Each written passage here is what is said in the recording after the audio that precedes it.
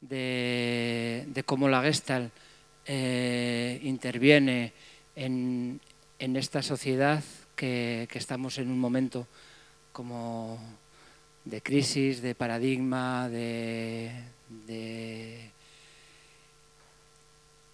como yo creo complicado, ¿no? En el sentido de que no sabemos hacia dónde vamos o nos cuesta saber hacia dónde vamos, y es como que es una crisis existencial que yo creo que hay parte también en la historia de la Gestalt, ¿no? que partió en tiempos de crisis. Y desde ahí yo creo que tiene sentido este simposium como para generarnos preguntas y para desde ahí poder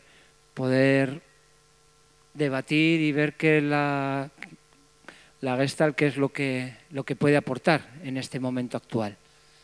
Entonces, yo voy a dar la palabra. En la mesa estamos Iñaki García Mata, que está a mi derecha, Joan Gómez, Paco Sierra y Isabel Serrano. Entonces, les voy a ir dando la palabra a cada uno de ellos, también para que desde ahí se presenten, y lo que haremos será que cada uno de ellos tendrá 10-15 minutos para exponer el tema, yo creo que desde perspectivas diferentes, para desde ahí poder generar un debate que yo creo que sea enriquecedor para todos. Así que, Iñaki, te cedo la palabra y adelante. Vale, pues gracias. Vale, yo me llamo Iñaki y soy terapeuta, soy psicólogo, y así lo que podría decir para presentarme así en general es que, bueno, llevo desarrollando mi carrera profesional básicamente o sobre todo desde contextos de trabajo en intervención social. Hace ahora mismo como unos 7, ya para 8 años, creamos un proyecto que se llama ERAIN en Bilbao, donde hemos trabajado y seguimos trabajando desde una óptica de intervención psicosocial con población en exclusión social, ¿vale? Luego os contaré un poquito más si queréis, o en el debate podemos compartir un poco experiencias sobre este terreno, pero lo que os voy a traer hoy, así un poco como ponencia introductoria un poco al debate, es una reflexión que hemos ido haciendo desde la intervención social que hemos ido desarrollando todo este tiempo.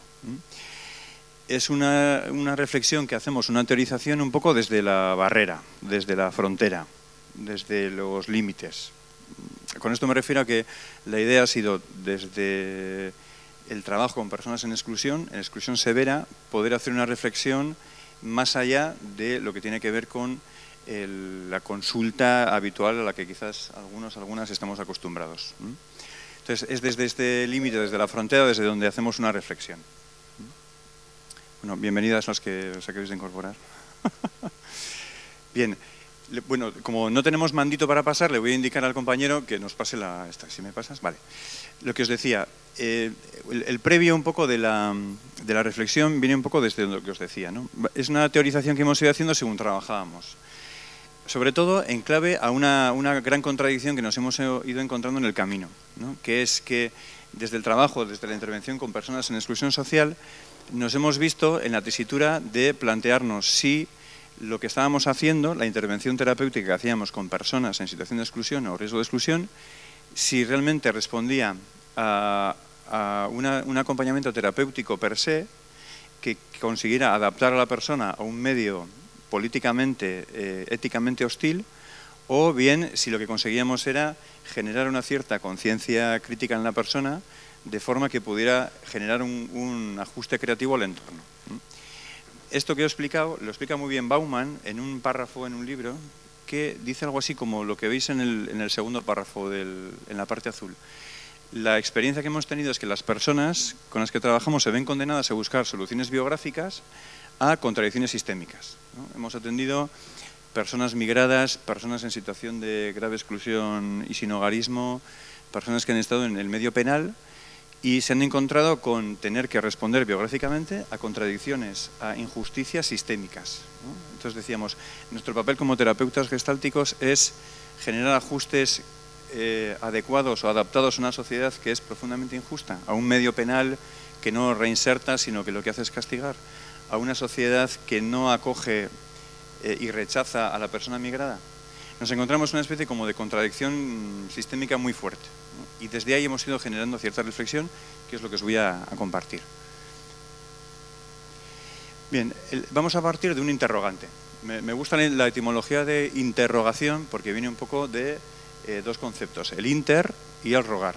Interrogante viene de vamos a pedirnos entre nosotros, entre nosotras, ¿no? Desde ahí la clave de la intervención va a ir un poco en esta línea, ¿no? De cómo podemos generar un debate o un pedirnos entre todos, todas, ¿no? La primera pregunta que a mí se me ocurría, que me parece que puede ser sugerente, es si las psicoterapias en general y en específico la Gestalt, si han colaborado en la construcción de un mundo mejor, ¿no? Para mí es una pregunta como fundacional. Es decir, lo que hacemos consigue mejorar o no mejorar el mundo. Hemos conseguido que de alguna manera las personas consigan ajustarse creativamente a un entorno que es hostil, o bien hemos conseguido con el trabajo que hemos hecho que las personas se ajusten a sociedades profundamente enfermas, a entornos que sean patológicos. Va un poco por ahí la reflexión, ¿no? Y es más, podemos preguntarnos una segunda cuestión, algo así como si la terapia Gestalt es un elemento de contraste frente a este momento neoliberal del que hablábamos un poco en la mañana, en la ponencia de Marco, ¿no? Estamos generando ajustes creativos frente a una sociedad que genera patología, que es alienante, o bien conseguimos generar un ajuste creativo donde la persona pueda de alguna manera generar algo diferente, ¿no? Va un poco por ahí. Bien, vamos a pasar, esto es Bien, haciendo una breve pincelada del momento social. Hay una autora israelí que se llama Eva Youth que habla del capitalismo emocional. Para mí, una nota distintiva del momento en el que estamos a nivel social, en este momento, tras unos años de crisis donde los medios de comunicación nos han bombardeado con que estamos en una crisis muy fuerte, casi la crisis más fuerte desde el crack del 29, podríamos hablar del crack del 2008, ¿no? Es que seguramente es el momento en la historia en el que mayor penetración a nivel relacional y emocional, o sea, a nivel de micropolítica, ha tenido el neoliberalismo a lo largo de la historia. Cuando hablamos del neoliberalismo hablamos del momento en el que, de alguna manera, Margaret Thatcher y Ronald Reagan en los 80 se juntan en un momento dado en la historia, se reúnen y empiezan a peregrinar lo que puede ser el movimiento, el momento ideológico en el que, de alguna manera, estamos inmersas en el momento actual, que es el neoliberalismo. El neoliberalismo no viene a ser más que una manera evolucionada del capitalismo que empezó en la primera revolución industrial y que de alguna manera lo que viene a indicar son dos conceptos muy claros. Uno, que los mercados estén desregulados y que sin embargo tengamos estados frágiles pero proteccionistas, ¿no? De forma que las personas puedan consumir, puedan manejarse en un contexto social, económico determinado, pero sin cuestionar el mismo. Es una especie como de sociedad perfecta en la que de alguna manera las necesidades básicas están cubiertas y tengamos a personas que consuman, ¿no? Que es un poco como las dos claves del sistema en este momento, ¿no? Y tenemos todas las tesis de Bauman, que son sobradamente conocidas, que no me voy a extender, ¿no? Sí que me parecía interesante también, dentro de lo que es el momento como introducción, así como de primeras paletadas, hablar algo de lo neoliberal y lo heteropatriarcal, ¿no? Me parece que vivimos en un momento en el que se empieza a poner en cuestión el modelo patriarcal o heteropatriarcal y estamos empezando como a tomar conciencia dentro de los movimientos sociales o de la contracultura, del movimiento alternativo o cada vez más en la presencia como social de la necesidad de articular políticas que sean realmente inclusivas, donde no solamente tengamos un concepto de igualdad basada en el hombre occidental blanco del norte del mundo, sino donde las personas en global, con otras sensibilidades y otras miradas, pueden ser incluidas. Por eso creo que podremos hablar más que de sociedad en crisis. Creo que en este momento nos encontramos en una crisis de modelo de sociedad. Y no como en un principio barruntábamos allí por el 2009, ¿no? No es que seguramente vayamos a pasar a una sociedad en la que el capitalismo se reinvente o consigamos un modelo alternativo. Eso todavía está por ver. Lo que sí que parece que en lo que estamos inmersos es en una crisis del modelo pre-neoliberal. Parece, o todos los datos, o todos los autores, todas las estadísticas, todos los estudios sociales indican que de alguna manera lo que estamos viviendo ahora mismo es una crisis del modelo proteccionista europeo, donde la sanidad, los servicios sociales son públicos y nos dirigimos a una sociedad cada vez más privatizada, con una mayor brecha entre ricos y pobres, con todos los servicios generales del Estado de Bienestar Europeo en cuestión. Por eso creo que, igual que habla Josep Ramoneda, cuando habla de crisis poliédrica, esto no ha sido solamente una crisis económica, seguramente ha sido, por una parte, un momento de conflicto de clase político, seguramente ha sido una crisis de modelo previo al neoliberal, seguramente, pero en todo caso sí que tenemos como diferentes dimensiones.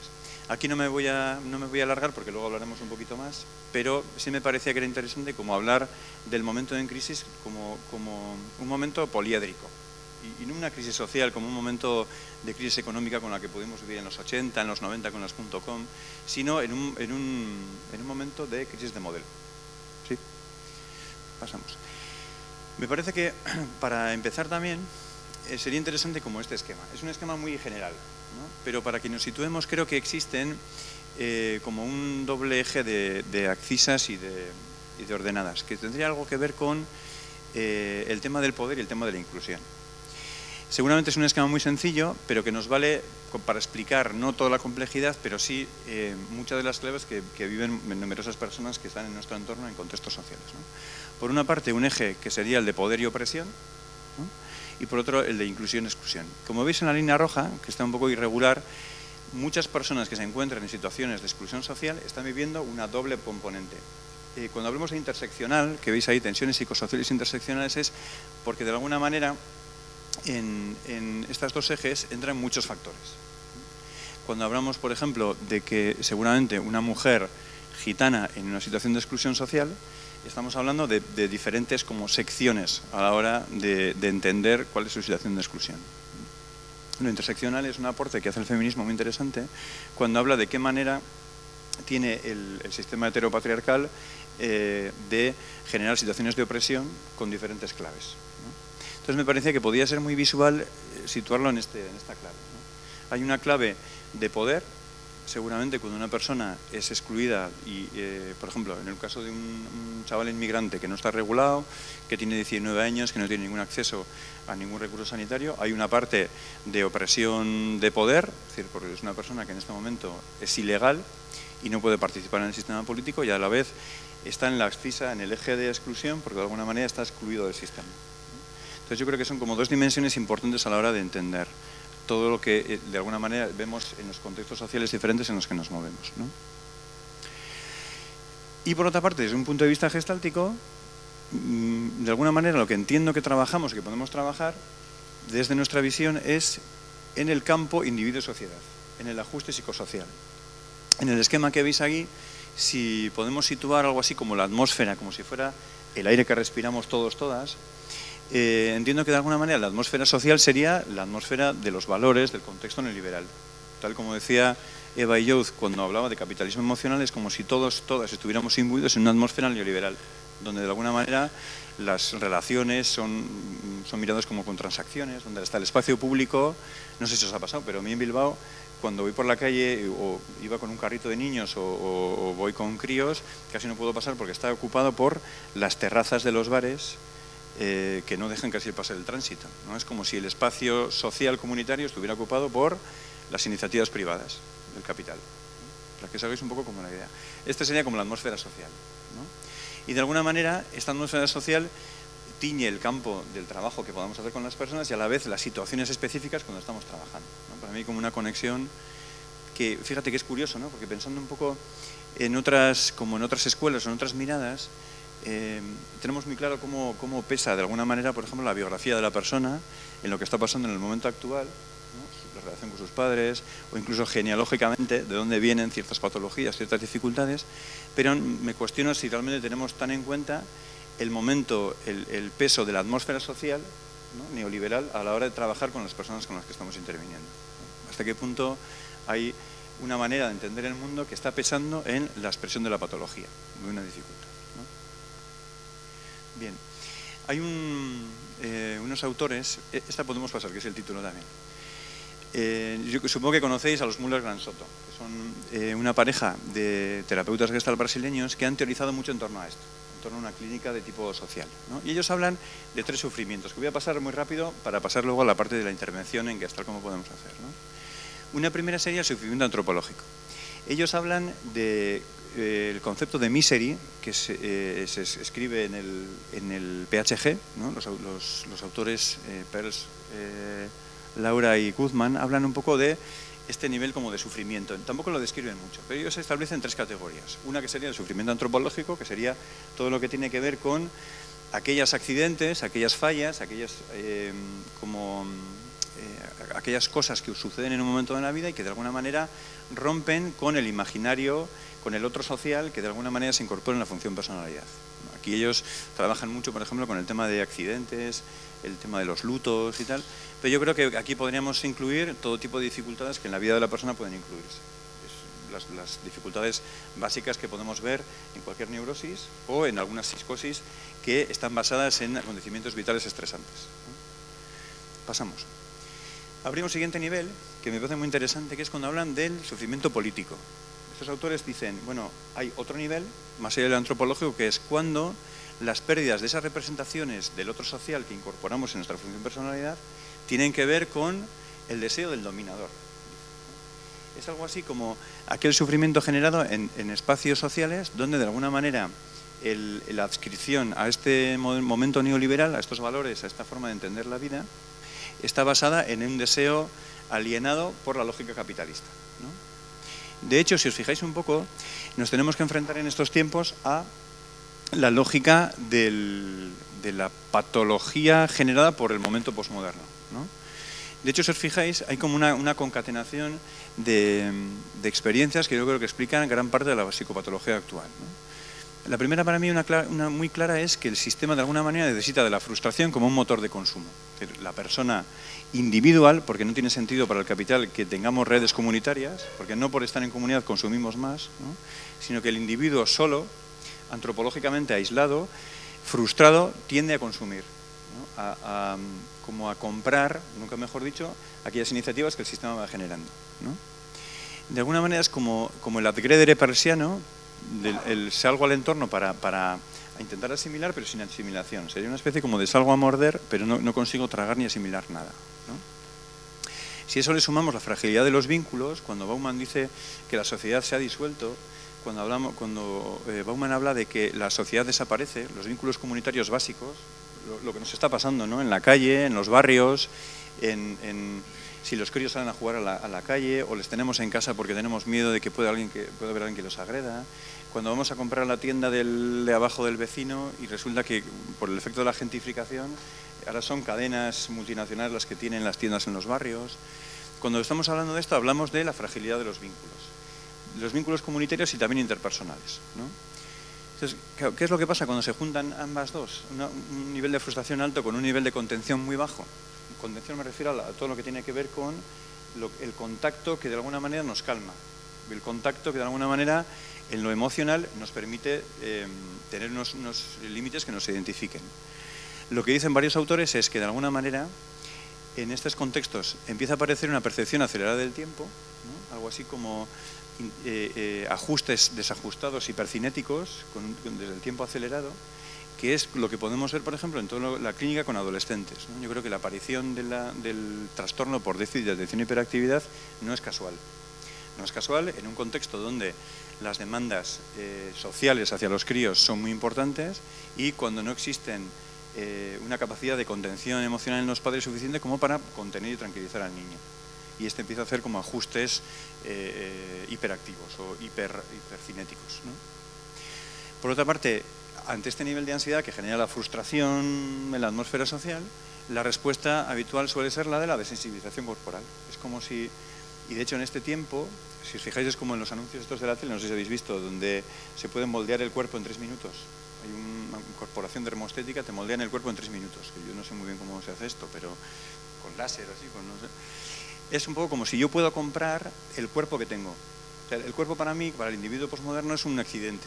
Es algo que me he encontrado, que no es que yo sea cuerpo, es que lo tengo y lo puedo cambiar, lo puedo comprar, lo puedo...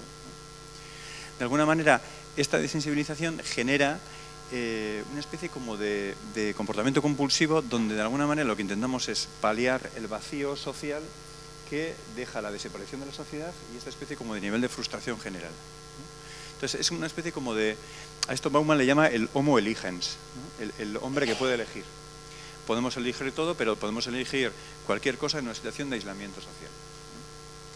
De alguna manera lo que genera esto es una especie como de individuo con la función personalidad como confusa, ¿no?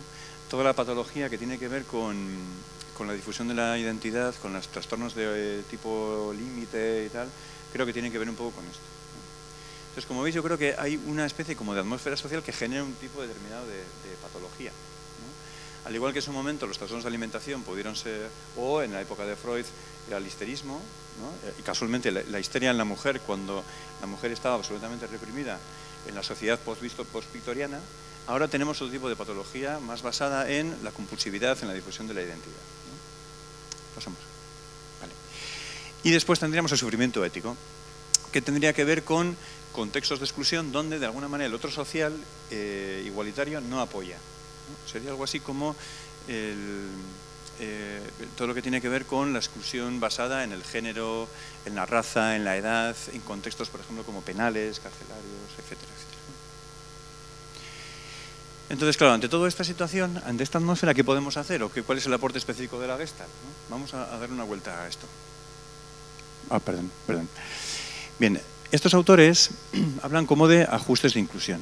Para mí, todo ajuste que pueda hacer una persona en un momento dado, dentro del campo que hablamos, individuo-sociedad, tiene una intencionalidad de contacto. La persona, per se, tiene una orientación hacia lo social, hacia la comunidad, hacia la tribu.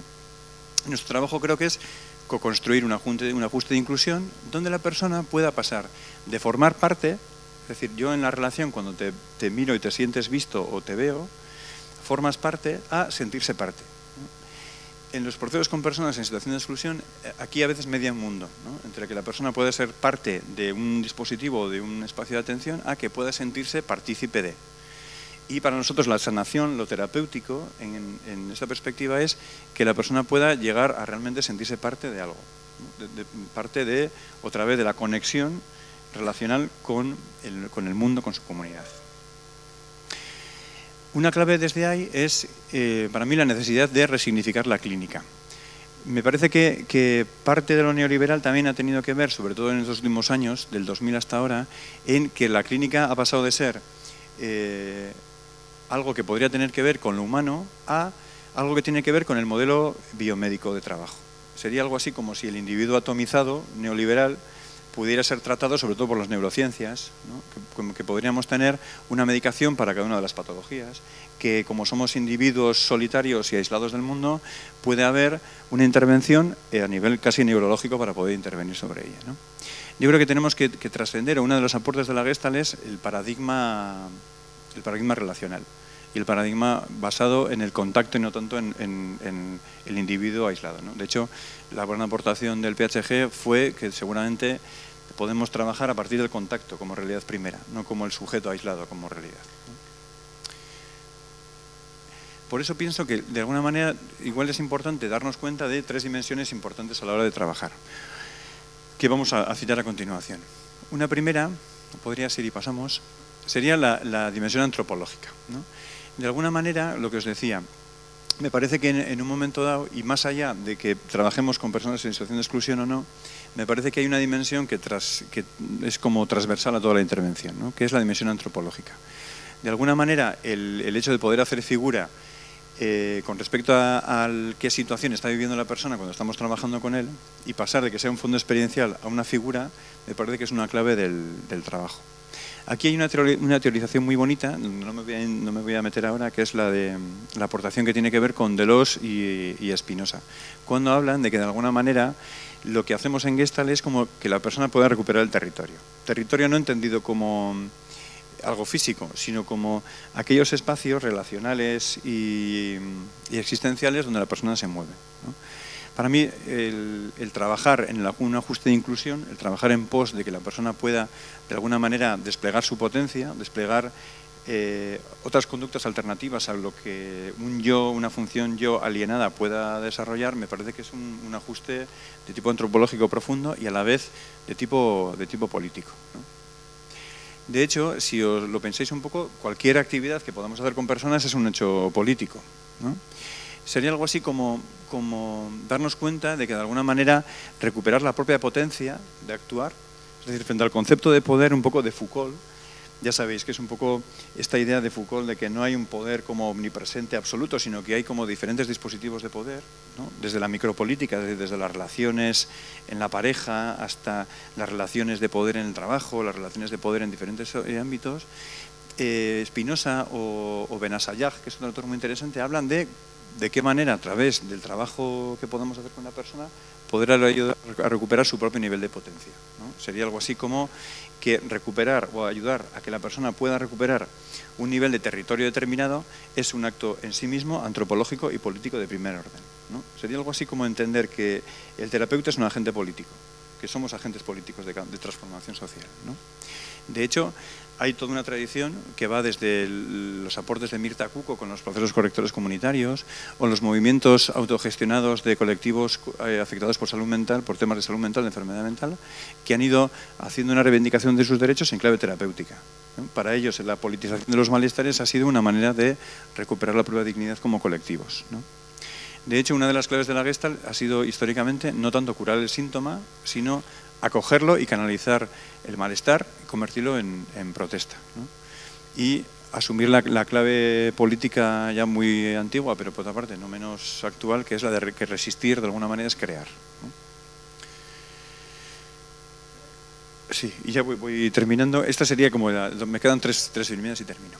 Y habría otra dimensión ética del trabajo, de la intervención, ¿no? Que sería, tal y como plantea Jean-Marie Robin, esto de que de alguna manera cuando el terapeuta está trabajando con una persona, de alguna manera lo que hacemos es estar ahí para él, o estar ahí con la persona, ¿no?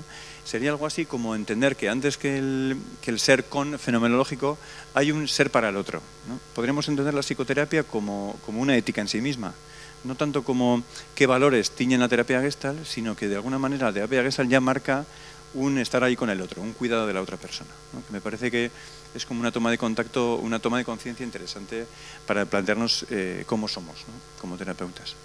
Y de hecho, frente a todo el sufrimiento político de lo que hablamos previamente, de cómo el individuo aislado y desnortado y ansioso y compulsivo, hiperactivo, me parece que la Gestalt plantea unas claves muy interesantes a nivel ético, ¿no?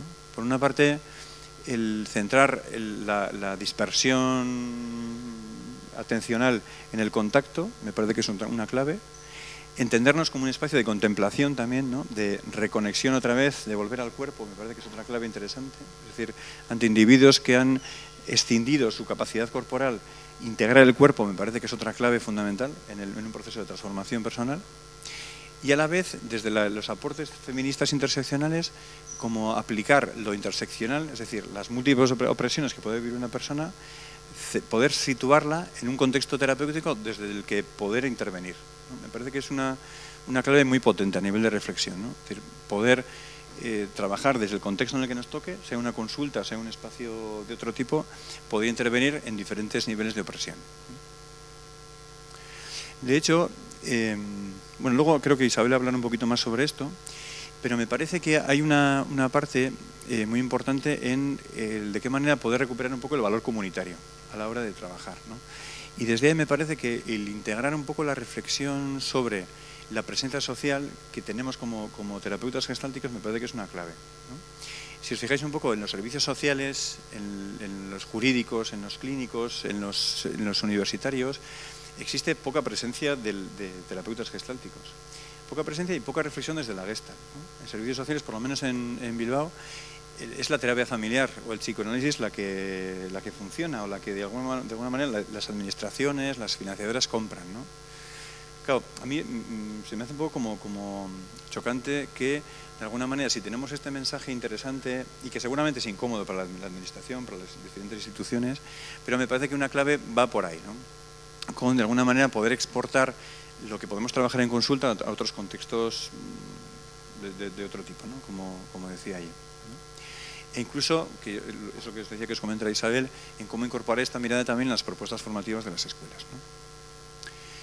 Y por último, la última reflexión que me cabía. Esto era sobre, bueno, reflexiones, alguna certeza que ya he ido diciendo, pero para mí la última pregunta, el último interrogante sería este, ¿no? De alguna manera, la terapia Gestalt surge como un movimiento de respuesta en los 50, ¿no? Ante el establishment político, ante una sociedad como la norteamericana, la caza de brujas, Eisenhower. Surgió como un movimiento de respuesta a una sociedad pues, persecutora, alienante, patriarcal. Yo me pregunto si de alguna manera seguimos siendo fieles a ese espíritu, ¿no? Y si de alguna manera tenemos como movimiento terapéutico, como reflexión, algo que aportar, si seguimos siendo fieles a ese espíritu o si no, o si nos hemos ido como convirtiendo en un producto más dentro de la oferta neoliberal, ¿no? Lo dejo así como para reflexión. Y yo ya con esto ya lo dejo. Damos la palabra a Joan Gómez. Gracias. Buenas tardes. Yo soy Joan Gómez, vengo de Barcelona. Codirijo la escuela Gestalt Barcelona, donde formamos a terapeutas. Codirijo también el Instituto Gestalt.io, especializado en desarrollo de organizaciones.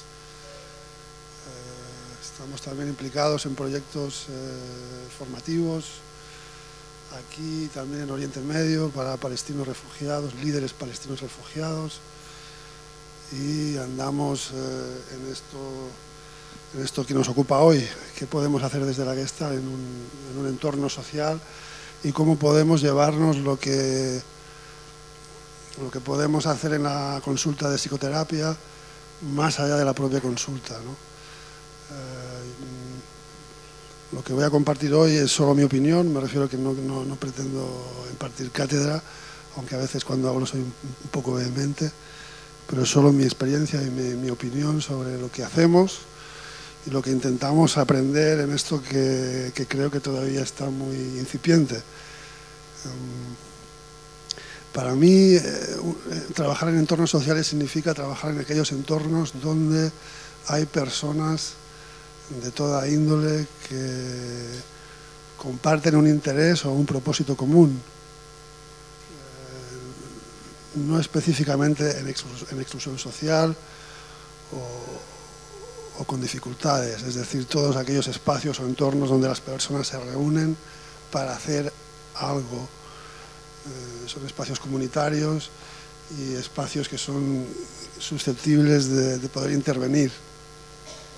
Y es por eso que nosotros nos hemos especializado en las organizaciones, tanto privadas como públicas, como del tercer sector, lucrativas, no lucrativas, fundaciones, centros educativos, es decir, insisto, aquellos espacios donde nosotros nos reunimos para realizar algo, ¿no?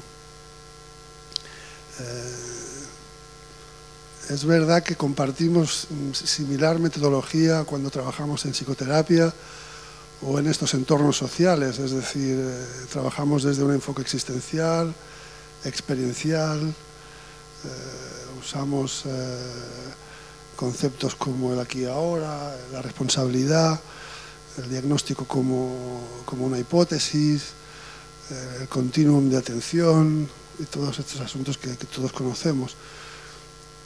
Pero hay matices y hay diferencias que nosotros vamos encontrando al trabajar en estos entornos. Quizás una de las primeras reflexiones que nosotros nos hemos encontrado plantea directamente o va directamente dirigida al núcleo, al ADN del propio enfoque gestáltico, que fue creado para intervenir a un nivel individual, aunque parte de la idea de que es una terapia relacional, pero formamos a los terapeutas básicamente para que intervengan en psicoterapia individual y eso es lo que sucede. Entonces yo creo que de entrada podríamos hablar de dos tipos de dos estilos diferentes de poder afrontar la intervención social. Una podría metafóricamente estar tipificada como de Madre Teresa, que sería la más clásica, creyendo que incidiendo sobre cada persona, sobre cada individuo, podemos llegar a un cambio social, que es lo que hacía ella, atendiendo a niño por niño, personalmente, dejando desatendidos a muchos otros niños en la calle, pero creyendo que a la larga eso crearía un cambio, ¿no?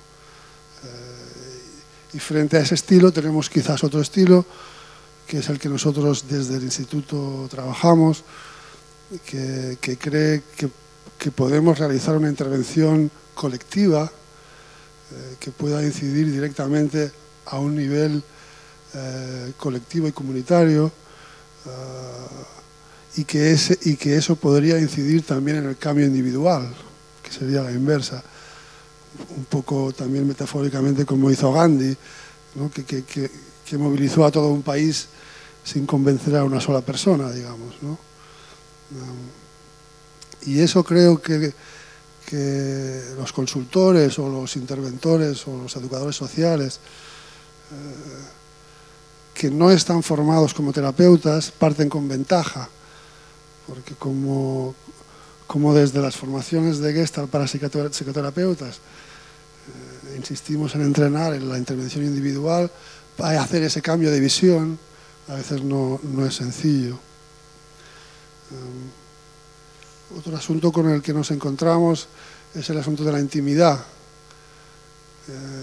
Parece que en Gestalt, a veces casi de forma kamikaze, queremos crear climas de intimidad, creyendo que ese clima y esa relación auténtica puede crear espacios de reparación, espacios nutritivos, y estoy totalmente de acuerdo con eso. Pero cuando vamos a un entorno social, quizás primero tendremos que atender la seguridad de las personas que están allá, creando encuadres claros, ordenados, de no agresión, apoyando el diálogo auténtico también, congruente, autorrevelador, y quizás eso posteriormente pueda generar espacios íntimos que tanto perseguimos desde el enfoque gestáltico. Otro asunto que para nosotros es capital es el tema de la resistencia. ¿Cómo manejamos la resistencia?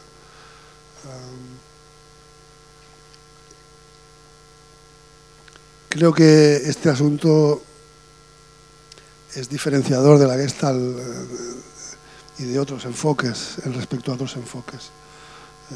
Ya he dicho antes que partimos de la idea de que es un enfoque relacional. Ya dijo Freud, ya encontró Freud que los pacientes que iban a su consulta tenían un deseo de cambio y un deseo de descubrir y de sanar, pero a la vez se boicoteaban a ellos mismos. Eso es lo que encontramos también en los entornos sociales y comunitarios. Hay demandas de cambio,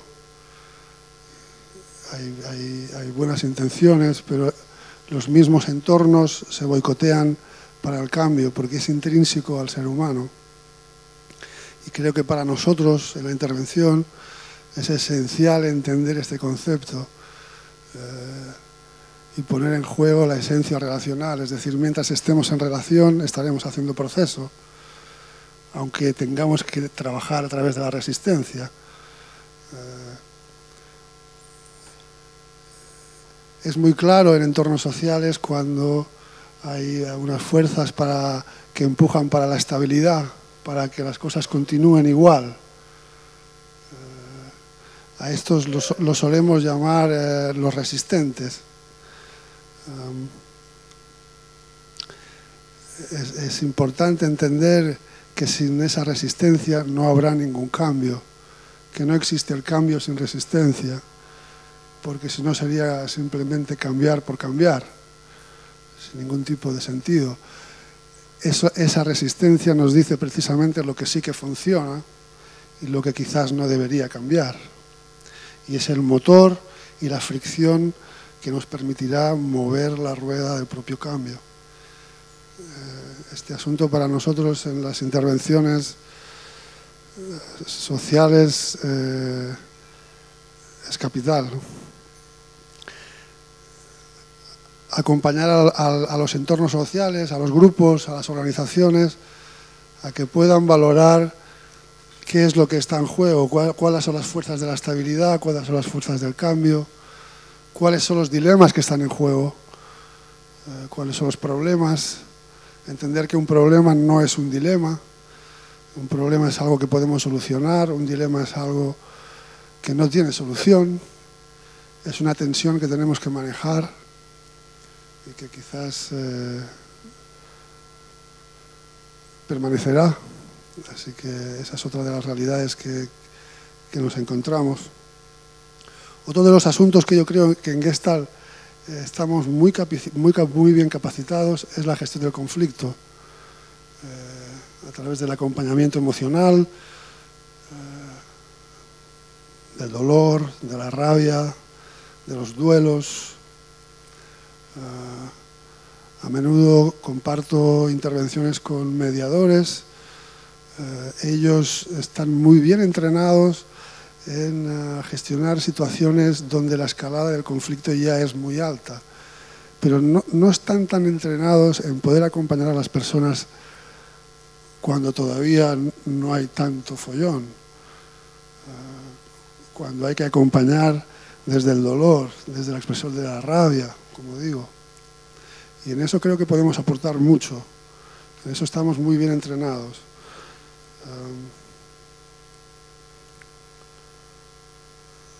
Claro que cuando nos movemos en este tipo de estructuras más sistémicas, cabe introducir la mirada a lo grupal, a lo sistémico, como digo, a entender que no solo lo que se ve, no solo el comportamiento o la contradicción en sí misma del conflicto o las creencias que pueden soportar ese conflicto están en juego, sino que por debajo hay una estructura sistémica que soporta esas creencias, hay una cultura organizacional o una cultura nacional que está afectando también a ese conflicto y a esa creencia y a esas personas o a ese grupo de personas encontradas o desencontradas. Así que la complejidad de la gestión del conflicto en entornos sociales es grande, porque implica la visión sistémica y profunda de lo que puede estar latente, digamos. Otro asunto que creo que está denostado en la Gestalt es la gestión de la tarea. Nosotros nos hemos encontrado al ir a las organizaciones con muchas demandas de que les acompañemos en cómo pueden llevar a cabo sus tareas, ya sea la toma de decisiones con ciertos proyectos, configurar organigramas, todo tipo de demandas que no son precisamente per se procesuales, que parece que desde la Gestalt estamos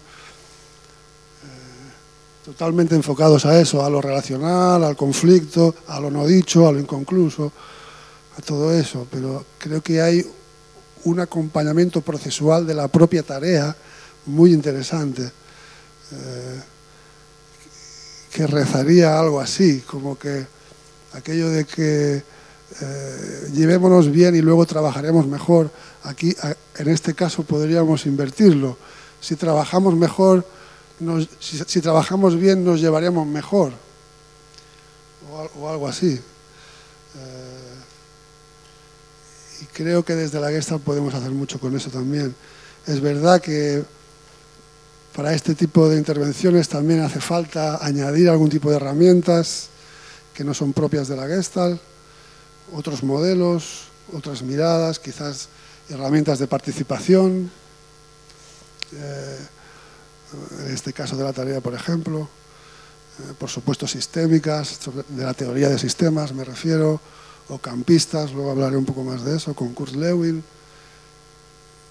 La Gestalt permite todo eso, porque precisamente es un enfoque tan abierto, un enfoque tan permeable, que nos permite ir añadiendo muchas herramientas para poder llevar a cabo intervenciones en situaciones complejas. Otro asunto importante que tiene que ver con la teoría de sistemas. Voy a entrar un poco por ahí. Es una pregunta que nos hacemos cuando llegamos a un sistema, a un entorno social, a una organización. ¿Dónde deberíamos intervenir? ¿Por arriba? Está la creencia de que si podemos intervenir en los órganos de poder, eso tendrá una gran expansión, pero tampoco a veces funciona. A veces los cambios vienen por abajo, no tienen que venir siempre por arriba. A veces los cambios vienen de fuera, a veces vienen de dentro. Es bien distinto. Lo que yo creo que es interesante es poder escoger un nivel del sistema donde el impacto sea mayor. Todos los niveles están interconectados, se hacen de espejo entre ellos, diría que incluso son fractales, hay una representación de toda la realidad en cada uno de los segmentos de los niveles de sistema. Y por supuesto hablar del sistema y del campo con Kurt Lewin, que es, diría, mi hombre o mi gran referencia, ¿no? Cuando habla de la interdependencia, de la complejidad que significa poder observar un grupo o un sistema, de cómo a través de la teoría de sistemas podemos intentar analizar la interconexión de las partes, cómo se relacionan, donde parece que habría una relación causal, de causa-efecto, y en cambio desde la mirada de Kurt Lewin y de campo y más campista nos permite el darnos cuenta a través de la experiencia, entendiendo de que cualquier mínimo evento o suceso tendrá un efecto en cadena y nos afectará a todo el sistema, o sea que todo está interconectado. Darnos cuenta de eso nos permite entender que quizás, 5 minutos, gracias, nos permite entender que quizás cuando vamos a intervenir en un entorno social la complejidad es tan alta que un buen punto de partida sería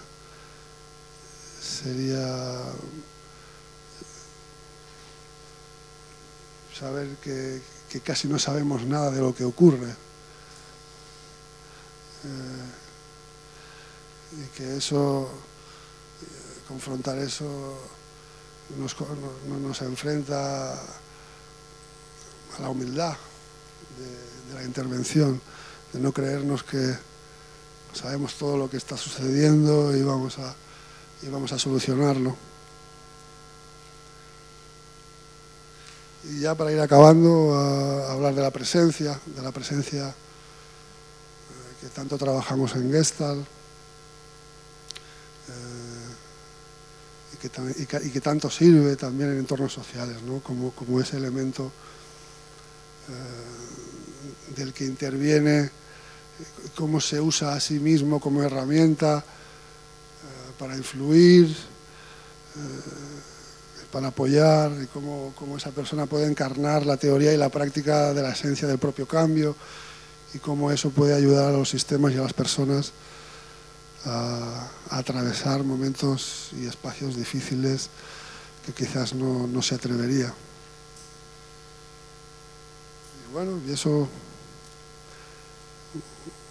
ha sido todo, un poco algunas cosas, algunos aprendizajes que me ha gustado compartir con vosotros de estos últimos años de experiencia en este tipo de entornos. Gracias. Bien, buenas tardes. Mi nombre es Paco Sierra. Bueno, primero decirles, no soy un hombre de discursos, soy más un hombre de acción. Esto me limita y me genera cierta tensión a la hora de tener que compartir algo estructurado. En cualquier caso, entiendo que me tengo que entrenar.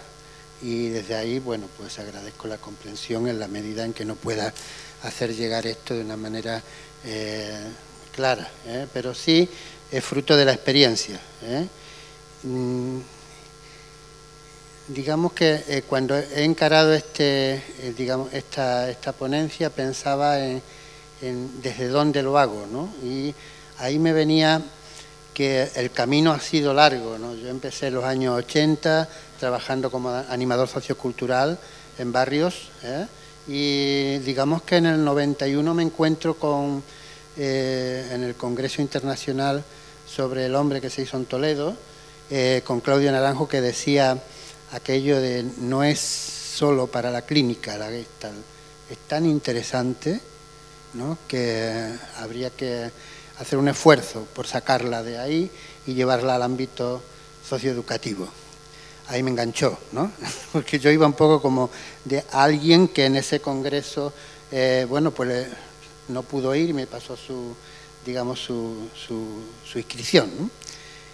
Inmediatamente, al poco tiempo, comencé en el 91 a forjarme como terapeuta gestáltico en Málaga. Y bueno, digamos, a partir de este momento, la manera de intervenir cambió en mí, ¿no? Entonces, es como que empiezo a percibir otras cosas que antes era más desde lo cognitivo, ¿no? Hay que hacer esto, esto y este es el objetivo, ¿no? Y entonces, afortunadamente, el descubrir esto me ha permitido comenzar un nuevo camino y llegar a la conclusión de que efectivamente la intervención en el ámbito socioeducativo desde el enfoque gestáltico es no solamente útil, sino necesario, ¿no? Dos ejes son en los que estoy de alguna manera desarrollando mi acción. Uno tiene que ver con una acción directa actualmente en un municipio de la Vega de Granada, y también trabajo con profesionales del ámbito social y educativo que están interesados en indagar en el asunto de la educación emocional para incluirla dentro de sus herramientas para intervenir, ¿sí? Entonces, desde ahí va un poco el enfoque. Desde el contexto, yo diría, bueno, pues que nosotros pertenecemos a la Tierra y no somos los únicos, ¿no? Somos uno de los seres vivos que habitan, digamos, este planeta, y tenemos la responsabilidad de cuidar, pues, por la calidad de las aguas, del aire, del sol. Parece de perogrullo, pero es fundamental el que ese contexto no lo olvidemos, que no dejamos de ser estos seres mamíferos y que convivimos con otra cantidad importante de seres también en nuestro contexto. Después otro eje de reflexión también es el enfoque político, ¿no? Esto a mí me parece que tenemos que ver, ¿no? Las personas, los pueblos, están siendo dominados por un sistema financiero, digamos, que privilegia a unos cuantos y que desde ahí pues se genera una realidad ficción que nos mantiene en una dinámica, ¿no?, de sometimiento. Cuando preguntamos lo de la crisis actual, a mí me parece que fundamentalmente estaríamos en el contexto de una crisis de confianza. Creo que si algo han conseguido o se está consiguiendo es una cierta anodinia y digamos una especie de bloqueo, en el sentido de que no encontramos los caminos para volver a retomar este sentimiento de acceder a nuestros derechos de manera colectiva. La situación, para acceder a los recursos tenemos que pasar por el tributo a las grandes corporaciones. Hemos pasado de ser ciudadanos a ser consumidores. Se valora la democracia, paradójicamente, cuando se está haciendo un ataque a las libertades y a los derechos humanos, a partir, digamos, de una dinámica, digamos, progresiva. Vamos entrando en una aceptación de pérdida de derechos que, bueno, visto desde una perspectiva histórica, pues sería impensable si se hiciera de la noche a la mañana, ¿no? la pregunta que me hago, ¿existe otro camino? Yo creo que si no existiera, habría que crearlo, pero sí, tenemos microexperiencia y entonces digamos que la construcción tiene que ir en la línea de construir una realidad más humana, entrar en la necesidad de las personas, fomentar más solidaridad y apuesta por un derecho humano, desarrollo humano sostenible. Nosotros hablamos de dos cuestiones que hablan del contexto tóxico por un lado, en el que pues se desarrollan malestares sociales y que están en sintonía con problemas de salud, tanto mentales como emocionales y físicos. El contexto tóxico, bueno, pues es mucho de lo que estamos viendo y que está en sintonía con las relaciones, digamos, de desequilibrio en la que nos movemos. El camino hacia contextos nutritivos que promuevan una autoestima saludable, un sentimiento de pertenencia, un generar confianza en el poder transformador, un fortalecimiento de los recursos propios, una conciencia sobre sí y más seguridad, autoapoyo, responsabilidad y libertad en las personas.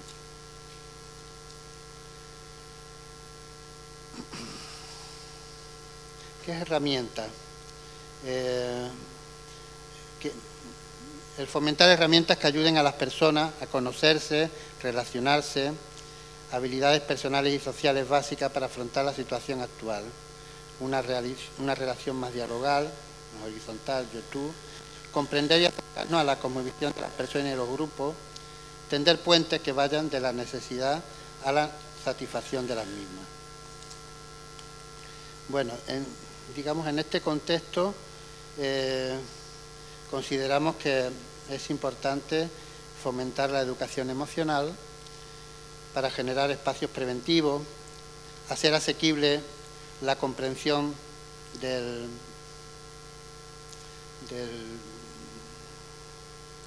mundo emocional interno y aplicar esta conciencia en el ámbito socioeducativo, que repercuta en la fuerza, confianza, autoestima, seguridad de las personas, que se apropien de su historia personal y comunitaria. La educación emocional es un factor de protección que desarrolla las fortalezas en las personas. Y digamos que las bases de la educación emocional estarían en la línea de la conciencia, de la emoción, la empatía, que no confluencia, reconocer la función de supervivencia de las emociones, capacidad de expresión. Su déficit genera dificultades relacionales y psicosomáticas, dominio emocional, ser dueño y señor de nuestras emociones, integración de lo que es el sentir y pensar como características que nos enriquecen. Entonces, bueno, un poco desde estos principios, cuando nosotros armamos un trabajo con personas que quieren intervenir en el ámbito socioeducativo, incluyendo digamos, la idea del principio de la educación emocional, partimos de que digamos, la persona identifique la necesidad, el deseo de afrontar algún aspecto que pueda ser tóxico. Intentar focalizar propuestas que promuevan contextos nutritivos.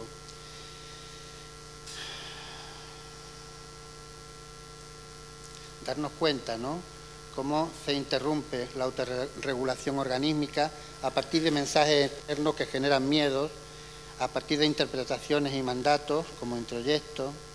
Y entonces, bueno, fortalecer un entrenamiento, una escucha activa y darnos cuenta de aquello obvio, de qué es lo obvio y qué es lo imaginario, ¿no? Bueno, dentro de la tipología de emociones podríamos hablar de las básicas, que tienen, bueno, pues nosotros identificamos 4: el miedo, con su función de protección; la alegría, con su función de vincularnos, reconocer placeres; La rabia, con su función de establecer límites, la tristeza, con su función de restablecer equilibrio. Y después otras más de carácter social, como la vergüenza y la culpa. La vergüenza es un poco en la línea de, de ese miedo a mostrarnos, a ser enjuiciado, a no valgo. Y la culpa, tiene un sentimiento funcional de reparación, pero también disfuncional, que ataca directamente a nuestra autoestima. En definitiva, los seres humanos, digamos, somos un conjunto, tenemos un conjunto de características, ¿no? Además de la emocional, la capacidad de razonar, tenemos un cuerpo para tomar contacto con el mundo, y aquí destacar la importancia de los sentidos para situarnos en el aquí y ahora, la creatividad más conectada con el ser profundo. Y el alinear todas estas características nos permite entrar en una mayor plenitud, con lo cual desarrollar esto en las personas y que ellos se percaten puede ser un factor de protección de primer orden. Para desarrollarnos en plenitud también nos encontramos con trabas. Mensaje interno incapacitante, no valgo, no soy capaz, la exigencia, fruto de una sociedad competitiva que marca patrones de éxito, alejamiento profundo y acercándonos a maneras disruptivas de estar en el mundo, desde una perspectiva de dominación, de soberbia, lo que conlleva en muchos casos abuso de poder y problemas de las que ya vamos detectando en relación al tema del mobbing y otro tipo del bullying, ¿no? de otro tipo de malestares. El otro eje en el que yo me he movido y que me parece que no está desconectado y no debe de estar desconectado de un proceso para un desarrollo humano saludable es la participación. La participación es una actividad saludable. El interés común por encima de intereses creados está entre sus objetivos, está entre el interés de usarla, ¿no? Orientarlo hacia un desarrollo humano saludable desde una democracia participativa es un factor para el desarrollo humano y la promoción de la salud individual y comunitaria. Y después, por otro lado, incluir, ¿no?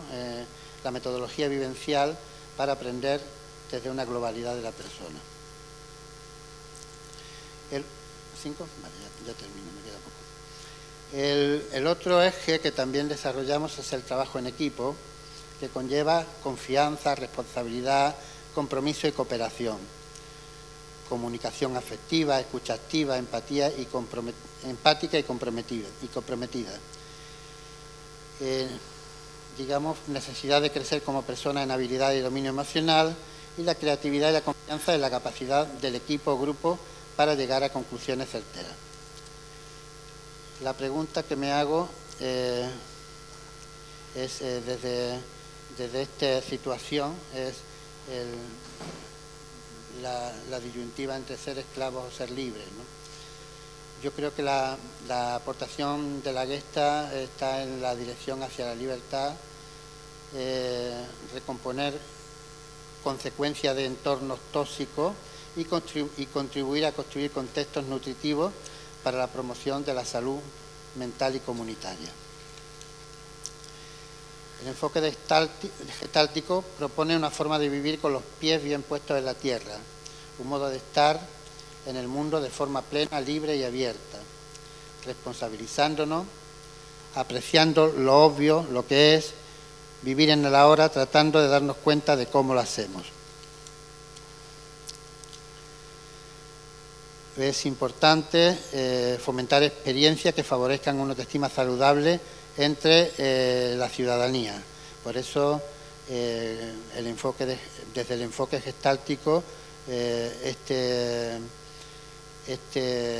objetivo se puede desarrollar y es de interés en relación a la manera, al modo. Como herramientas experimentales, desarrollo del sentir y pensar, incluir el principio de aprendizaje y servicio, promover actitudes de investigación y trabajo en equipo, también intergeneracional, promover la organización para realizar actividades sociales y solidarias, reconocer la importancia del respeto y compromiso con el cuidado del entorno.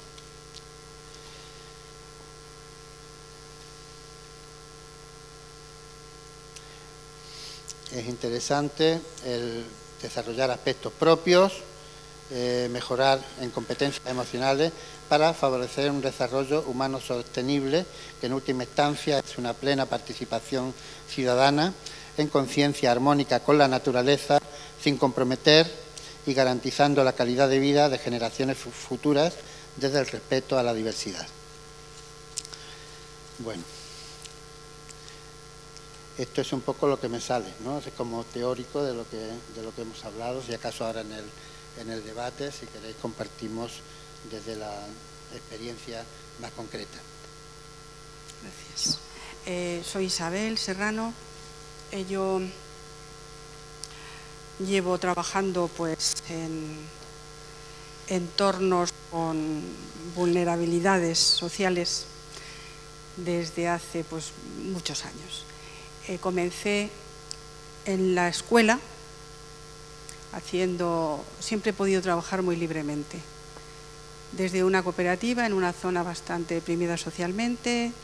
Después pasé por la administración educativa y puse en marcha también un programa para los colectivos que abandonaban la escuela.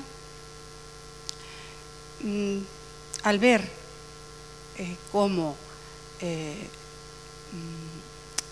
los límites que teníamos en el funcionamiento, que todos los que estéis trabajando en estos ámbitos veis, y los juegos de poder que se dan en él, las frustraciones que teníamos que vivir porque verdaderamente conocíamos poco nuestros límites, todo esto me llevó, y luego la necesidad tan clara que había de seguir procesos y de acompañar procesos de crecimiento, en definitiva individuales, aunque se hicieran desde el grupo, me fue transformando un poco el enfoque y acabé, después de pasar por la administración educativa, acabé en un programa para jóvenes, que era uno de los que yo había puesto en marcha, y ahí hice mi formación en terapia gestal. Mientras yo estuve en la administración educativa, llevaba este programa y a la vez hacía mi propio análisis, mi propio psicoanálisis. Con lo cual, pues mi pregunta era, ¿cómo aplicar el psicoanálisis al trabajo con los jóvenes, con los preadolescentes? Cuando después pasé, me formé en Gestalt, mi trabajo o mi pregunta era, ¿y cómo aplico yo ahora la Gestalt a los ámbitos de trabajo en los que estoy? Así ha sido un poco siempre, claro, porque hay una motivación personal que resuena con el contexto y con el entorno. A partir de ahí, bueno, pues desde el año 2001 fundamentalmente me dediqué a la formación, aunque también al acompañamiento terapéutico. Y hoy lo que yo quería aportar aquí eran dos, fundamentalmente, bueno, unas cuantas preguntas que me habían surgido a partir de los cambios que está habiendo en los últimos años, en la última década, sí, en la última década, aunque podríamos suscribirlo más al periodo de crisis económica, o por lo menos cuando la crisis emerge como emerge, porque eso nunca es tan claro, ¿verdad? Ya como ha dicho antes Iñaki, hay bastantes variables que considerar para calificarlo de crisis y más de crisis económica. Es otra cosa, ¿verdad? A partir de ahí, del año 2001, hago formación. A partir de los últimos años, empiezo a preocuparme y a ocuparme también de lo que está pasando con la relación de los gestaltistas que se van formando con los entornos en los que trabajan. Dada la situación actual,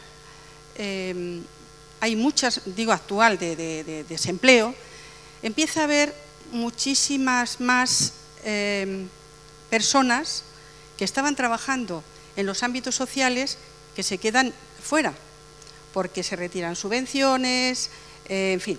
Hay una crisis también en el sector, incluso en los trabajadores que se estaban dedicando más a la clínica, psicólogos clínicos y personas que se dedican más a la clínica, porque con la crisis económica hay una menor demanda de atención personal, porque es más cara, y aumenta, paradójicamente, toda la demanda social de personas con una vulnerabilidad clarísima, vulnerabilidad familiar, vulnerabilidades en relación con el acceso al empleo, la inserción, en fin, todas las que sabéis. A partir de ese momento,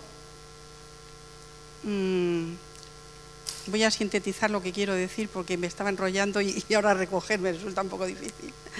Vamos a ver, lo que yo os quiero decir con esto, que es que empieza a venirme una serie de reflexiones que son parejas también a los cambios que está habiendo dentro de toda esta profesión de ayuda, desde la clínica, también a la terapéutica, propiciadas por una normativa desde los ámbitos de la salud, que concretamente las profesiones que tienen que ver con la terapia y con los gestaltistas también definen un ámbito de actuación, porque cada vez actividades que estaban siendo terapéuticas empiezan a tener que encuadrarse dentro de otros parámetros. La clínica, es decir, ahora mismo la terapia, la psicoterapia, o mejor dicho, la clínica solamente la pueden hacer determinadas personas con determinada formación. Y nosotros estamos en ese terreno en que lo que hacemos puede ser terapéutico, y lo es, pero muchas personas no son ni están formadas en clínica. Entonces, en las escuelas, por lo menos en la mía, yo noto que cuando salen las personas que están formadas, fundamentalmente están funcionando en todos los ámbitos psicosociales, primero por el interés que traen al entrar, porque cuando estas personas vienen, la mayoría, el 80% de las personas que vienen a la formación, lo que necesitan es sostener la práctica profesional con una coherencia y una congruencia de sentido de lo que hacen. Y pasa por sentirse ellos también que le dan su propio sentido y que no solamente están ahí para que el otro crezca, sino para crecer junto con ellos. Entonces, desde ahí, no estoy diciendo nada de lo que pensaba decir, pero bueno, yo sigo. Sí, porque es así. ¿Qué es lo que me importa? Voy a pasarme a mí a dos puntos que yo creo que no han estado descritos, porque los demás están todos descritos. Y dos puntos son que al hacer supervisión con las personas que están trabajando en los ámbitos sociales, me emergen dos focos principales. Uno que tiene que ver con los encuadres. ¿Por qué? Porque que la terapia Gestalt funciona, eso es indudable, para mí. Que además tiene un gran potencial de cambio también, en el sentido de que su faceta fenomenológica, la lectura de lo emergente, como le hace tener una herramienta privilegiada. ¿Por qué? Pues porque si te lo crees y si crees en la autorregulación organísmica, estás atento a lo que sale. De tal forma que eso que es una característica y que funciona, a la vez se convierte en una de las principales hándicaps y de los principales motivos por los que muchos profesionales se están frustrando. ¿A qué me refiero con esto? Me refiero a que inmediatamente se chocan con los límites de la institución. Es decir, en la lectura del emergente lo que hace es que te indica por dónde, pero sería como el instituyente, porque una necesidad a la que se responde instituye una acción y crea institución desde ahí. Pero ¿qué pasa? Que no hay esa flexibilidad en las instituciones en las que se trabaja como para tener en cuenta esto que van haciendo. Ahí algo pasa, algo pasa. Lo que pasa tiene que ver con delimitarlos, con tener en cuenta los propios límites. Algo así ha nombrado Iñaki, y tú también creo que lo has nombrado en los encuadres, haciendo referencia a los encuadres, es decir, una de las principales necesidades que los profesionales, o que yo leo de lo que los profesionales traen, es esta necesidad de saber cuál, o de limitar más que saber, cuál es su área influenciable. ¿Qué quiero decir con su área influenciable? Ese área donde puedo tomar yo decisiones que verdaderamente me pongan en la aplicación de lo que quiero y en un cambio. Entonces, el definir ese área influenciable para mí ha sido siempre un motivo de trabajo, tanto cuando estaba trabajando con las aulas taller, garantía social, todos esos programas, y con la frustración y el estrés de los profesionales. Tenía que ver con esto.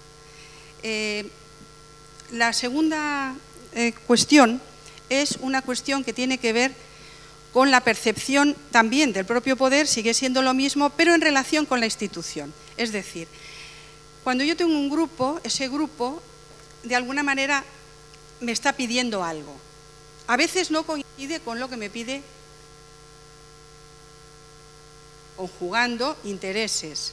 Puedo tener mi idea, si soy gestaltista, escucho, puedo tener como mi propia actitud para ver hacia dónde. Los compañeros han estado nombrando objetivos, nombrando cómo se concretaría esta mirada, ¿verdad? Pero la institución desea que yo haga algo, mejor dicho, satisfaga sus deseos. Los propios usuarios también necesitan que yo satisfaga sus deseos. ¿Y yo qué deseo? ¿Qué es lo que yo también quiero hacer ahí? Me acuerdo que cuando empezábamos a trabajar con las aulas taller, y ahora ocurre exactamente igual, os diré por qué, los educadores de calle, los primeros educadores de calle, todo esto, eran personas que querían, que les interesaba, que tenían habilidades para estar junto al otro y se acababan convirtiendo en unos burócratas bastante frustrados. No ha cambiado tanto, no sé si luego en el debate lo podemos ver. A mí ese punto me importa porque como en aquel momento, desde mi percepción subjetiva, ¿qué ocurría? Que estos propios educadores, que ahí entrábamos todos, distintos profesionales, no solo educadores, también maestros, también expertos en taller y en otras actividades, éramos percibidos y somos percibidos por los políticos como un puente y como una herramienta para acceder a determinados colectivos. Entonces empieza a haber una representación de estos profesionales en algunas instancias de tipo político, etcétera, aparte de lo vecinal. ¿Qué ocurre? Que entonces empieza a variar ese rol del agente, del profesional, y empieza a convertirse también, o puede aumentar su narcisismo por el lugar que ocupamos, sino también de cara a lo que tiene que ver con el poder que ostenta del momento, etcétera, etcétera. ¿Esto por qué lo nombro? Lo nombro porque al final, cuando desentrañamos en las supervisiones aquello que a los profesionales les impide la libertad para hacer ajustes creativos mientras llevan un grupo, mientras llevan adelante su programa, muchas veces tiene que ver con esto. Entonces, en el fondo, ha puesto Iñaki las dos variables. Esta variable poder era inclusión-exclusión. Yo digo, es que la Gestalt es inclusiva, per se. Y sobre todo si lee el emergente, ¿qué está pasando ahí? Estamos en una dinámica de inclusión. Podemos luego reaccionar como queramos, pero estamos en una dinámica de inclusión. Y esto choca. Contacto permanente con los instituyentes, pero ¿qué ocurre? Que la institución a veces no lo puede acoger. Fundamentalmente ese es el eje que más frecuente aparece en la supervisión, y desde ahí yo me pregunto muchas cosas, pero fundamentalmente me gustaría decir, no he dicho nada de lo que quería, está escrito, pero no he dicho nada de lo que quería, sí que decir por lo menos, y para eso lo voy a leer para decir lo que quiero, porque si no, no es posible. La pregunta que yo me hacía era, ¿cómo salvaguardar la libertad de acción que permita la congruencia en la aplicación del enfoque gestáltico en el marco de la institución? Es decir, ¿cómo salvaguardar esa actuación? Porque cuando es un proyecto que tú lo negocias con la institución, ahí puede haber unos límites que, bueno, se pueden contar de antemano. Pero cuando es un profesional que está contratado, que forma parte de la institución, un maestro, un trabajador social, etcétera, cuando eso es así, no está pactado de antemano. Al revés, tú tienes un contrato con la institución que dice otras cosas muy distintas. Entonces, claro, esos límites son difíciles de seguir. Bien, esa sería la pregunta. ¿Se podría salvaguardar de alguna manera? Lo digo como profesional. ¿Qué tendríamos que hacer ahí? Luego, desde ahí, ¿qué nos corresponde a nosotros, desde las escuelas, para que las personas puedan manejarse en ese entramado sistémico donde se complejiza tanto la transferencia, la contratransferencia que se da? Porque al menos intervienen tres. Ya no es una relación el terapeuta con el grupo o el profesional con el grupo, el profesional en la clínica, pues con su paciente, sino que es al menos un ménage à trois, en el sentido de que está el terapeuta o el profesional, el grupo y la institución. Entonces, ahí hace falta probablemente, esto ya más que pregunta, también es respuesta, un complemento que ahora mismo se está dando pues, por algunos posgrados que dan escuelas libremente y por también la supervisión, pero un complemento que tenga que ver y que profundice con lo sistémico, desde lo organísmico, desde la autorregulación, etcétera. Por ahí, por un lado, ¿verdad? Y luego, por otro lado,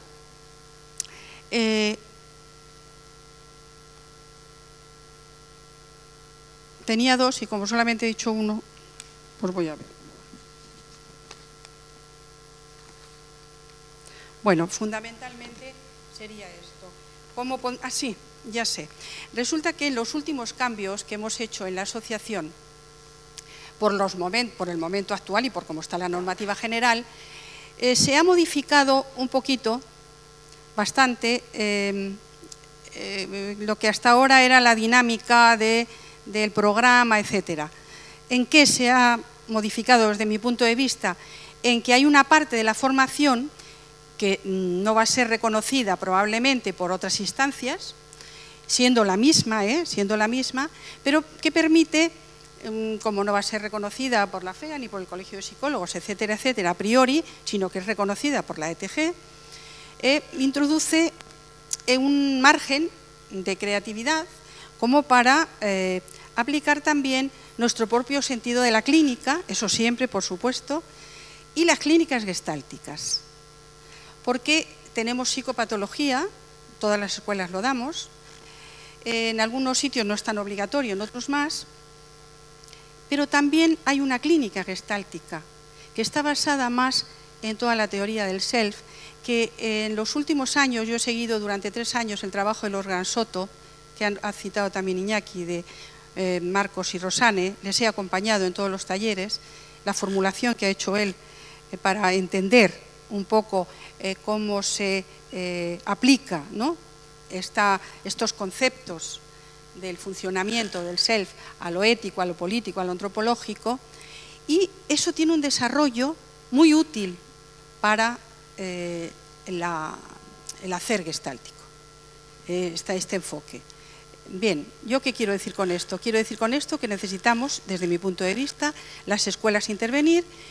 Yo me gustaría que el debate fuera esto, que fuera qué necesitáis, si estáis aquí personas que os habéis formado, qué necesitáis en estos momentos, en estos tiempos de cambios, que yo no he querido repetir los cambios porque ya están dichos en varias de las instancias hoy a lo largo de todo el día, pero qué necesitamos nosotros introducir para responder más claramente, ¿verdad?, a el trabajo que nos piden, si es que nos lo piden, porque tampoco ahora mismo, después de que se han retirado tantos apoyos al trabajo psicosocial, existe. En la propia asociación nosotros llevamos varios años intentando que haya un espacio psicosocial. Por cómo somos, a mí me parece, con qué colectivos trabajamos, de alguna manera yo me siento como en un colectivo que confluye un poco con todo esto. Se da una suerte como de confluencia ahí, que acabamos no estando, cuando estamos pues tampoco nos afirmamos mucho, qué sé yo, hay algo así como muy diluido, ¿verdad?, que yo lo atribuyo a mi contagio también de las áreas en las que intervenimos, ¿no? Desde ahí hay una llamada, por lo menos por mi parte, hay una llamada a que ampliemos la escucha y que ampliemos y unamos nuestros esfuerzos. Algunos frutos han dado, porque desde el año pasado que se puso en marcha nos reunimos en Cáceres, lo habíamos puesto en marcha hacía 2 años o 3 antes. Nos reunimos en Cáceres, 20 personas o así, y desde ahí, hubo grupos como el grupo de prisiones, ¿no? El trabajo en prisiones, que está aquí Gloria Corrochano y a lo mejor ahora interviene, que se ha nutrido de unas cuantas personas. Bueno, me digo intervienes para reforzar que hay alguien que está empezando a trabajar. Y los demás estamos ahí como viendo que yo puse en marcha una formación precisamente con los Gran Soto de apoyo terapéutico, es decir, recursos para el acompañar, para estar junto al otro en muchos casos de ajustes severos, como puede ser la psicosis, no tanto eso, como pueden ser también ciertas depresiones, ciertos ajustes de sufrimiento, y después lo interrumpí para hacer mi propio ajuste de salud, en el que he estado involucrada 2 años, y ahora pues estoy otra vez como renaciendo a ver si me ocupo de algo, y empiezo por aquí y ya no sé nada más, porque después de escucharles a todos, como veía que iban ahí diciendo, aparte de lo que yo decía, pues sencillamente me quedé de recuelo y, en fin, pues he dicho lo que he dicho. Debatamos sobre ello y traspasemos la clínica en todos los sentidos para extenderla, porque muchos de los colectivos estarían dentro de las personas que necesitarían los circuitos de salud mental, pero no los encontramos en los cursos, en los programas a los que nosotros damos salida. Entonces, requiere un ajuste creativo total, integral, entendiendo por integral la colaboración entre todos los profesionales. Gracias a ti, Isabel. Gracias, Paco, Joan, Iñaki. Y yo quería daros la palabra a vosotros también, decir qué preguntas os hacéis, ¿no? Y qué le pedís a la Gestalt o a la ATG como manera de intervenir desde lo social.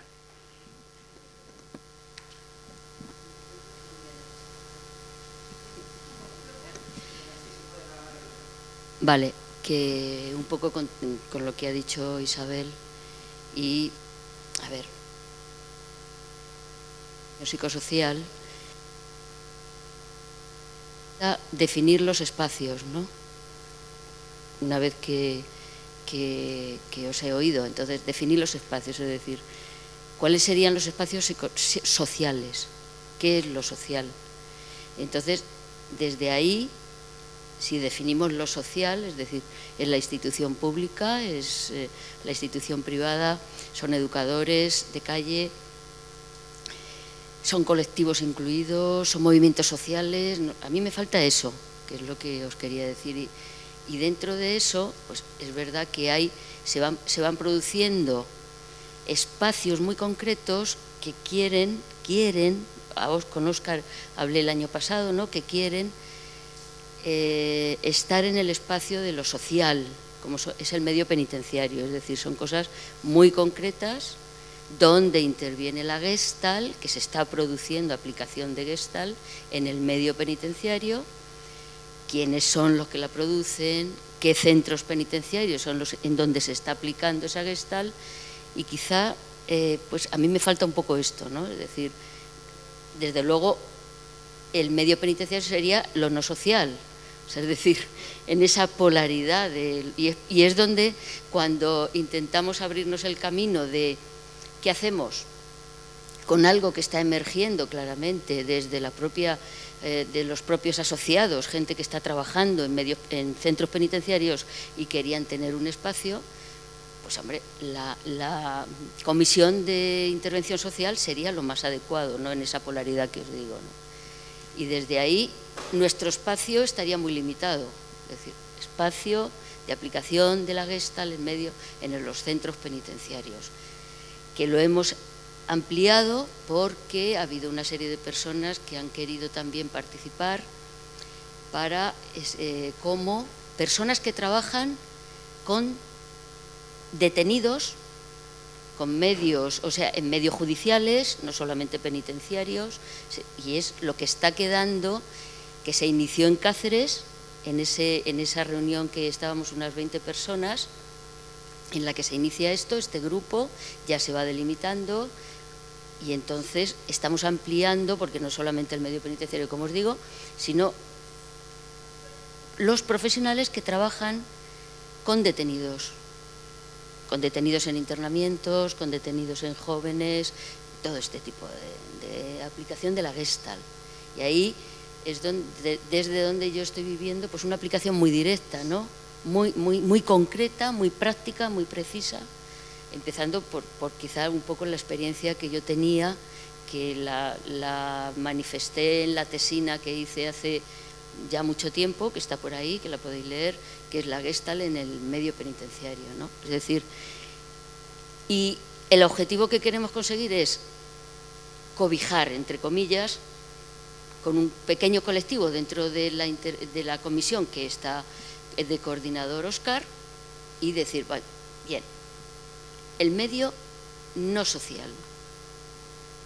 Y esta es la propuesta que hemos hecho y que se va avanzando. Al hilo de lo que dice Gloria y al hilo de lo que decís vosotros, ¿no? Yo llevo en este barco desde el año 85, una cosa así.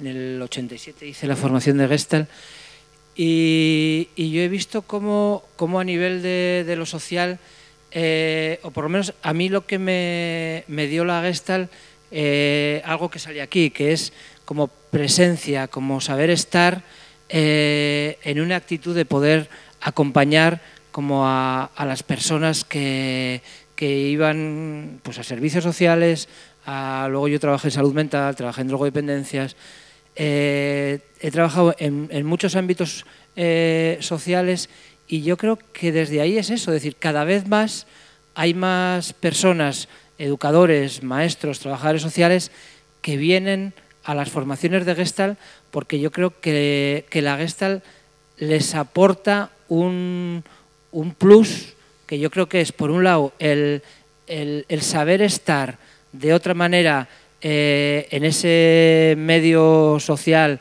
de vulnerabilidad, con personas que tienen mucho sufrimiento y con esas contradicciones que compartíamos aquí, ¿no? Que compartía Isabel, que tiene que ver con la presión y con la resignación muchas veces que genera la institución, ¿no? Y cómo muchas veces lo poco que te permite.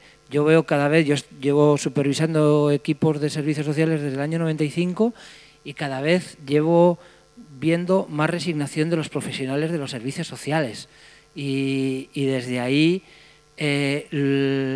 las dificultades para poder intervenir como de una manera creativa, de una manera flexible, ¿no? Entonces, yo creo que la Gestalt, en la medida, yo creo que facilita esa intervención más creativa y más flexible. Pero es verdad que la mayoría de la gente, de los profesionales que trabajan con la Gestalt en lo institucional, al final o se van a lo privado, pues parecido al proyecto, aunque depende de la administración, del proyecto Iñaki, o al final también muchas veces se van a lo privado para salirse de lo social, como yo creo de manera de salvarse o de salud también, ¿no? Y por eso luego también como muchos educadores y trabajadores sociales se van a hacer terapia, ¿no? Entonces también es cómo hacemos para, quizá en las formaciones, para que los educadores, los trabajadores sociales, los maestros sigan trabajando en lo social y con herramientas que realmente les permitan, no sé, ¿no? Como tener más presencia en los ayuntamientos o en la universidad o en el ámbito público, ¿no? Para tener esa presencia. Y a mí lo que me viene es como decir, ¿qué se nos ocurre entre todos para poder generar esa, no sé, ese... Bueno, pasa que ahí vamos un poco a lo que decías tú, ¿no? Como estamos en un neoliberalismo que nos está machacando, ¿no? No sé qué... Al caso tenía así como una pregunta y una reflexión, ¿vale? De primero, de todas las partes de los simposios, a mí un poco había una parte muy teórica y muy de contexto, pero un poco ahora, coincidiendo con lo último que has dicho, me venía la pregunta que no llegaba a entender qué es lo que se estaba haciendo, tanto Iñaki como Joan, como el resto, en lo concreto que se hace, aparte que va fuera de la estructura, cómo lo llevamos a la práctica. Y la reflexión mía es, lo primero que tenemos desde la intervención, yo también, pues bueno, saltarlo en asociaciones, en lo privado, en parte en lo público también, últimamente, saltando por distintos colectivos. Y una cosa que hay que tener muy clara para mí es, lo primero, los límites. Es verdad que el límite cuando chocas con con el sistema, tanto cuando se trabaja desde lo público, con toda la jerarquización que hay, como desde lo privado con los límites que tienes, ¿vale? Lo primero, asumir los límites que tienes y cuidar ese burnout. Hay una tendencia, vamos, para mí yo la veo, yo la siento muy clara por los distintos sitios que voy, de muchos profesionales que se van acomodando a la burocracia de la institución y van entrando en una dinámica que no es productiva ni para ellos ni para el cambio social que tenemos.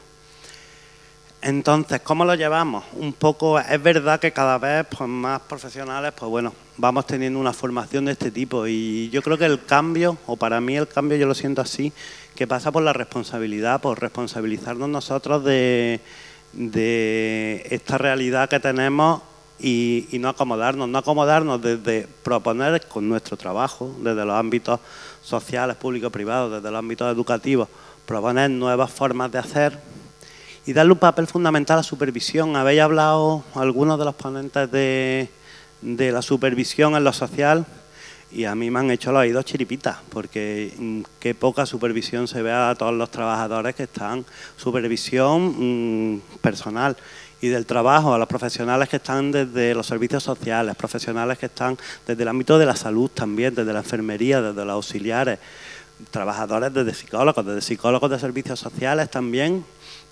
A mí contarme experiencias de gente que se esté supervisando y yo creo que parte pasa por la responsabilidad de los que estamos de no acomodarnos y no entrar ahí, sino de reivindicar lo que consideramos que es importante y consideramos que es necesario.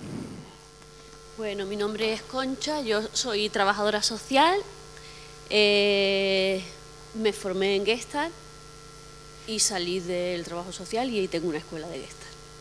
Entonces, pues claro que, digo, hay una parte que, a ver, cuando yo empecé la formación, yo realmente no quería ser terapeuta, o sea, yo iba para aprender técnicas de la Gestalt para aplicarlo en drogodependencia, que era donde yo trabajaba, por mi experiencia, ¿no? Cómo ha sido el paso ahí.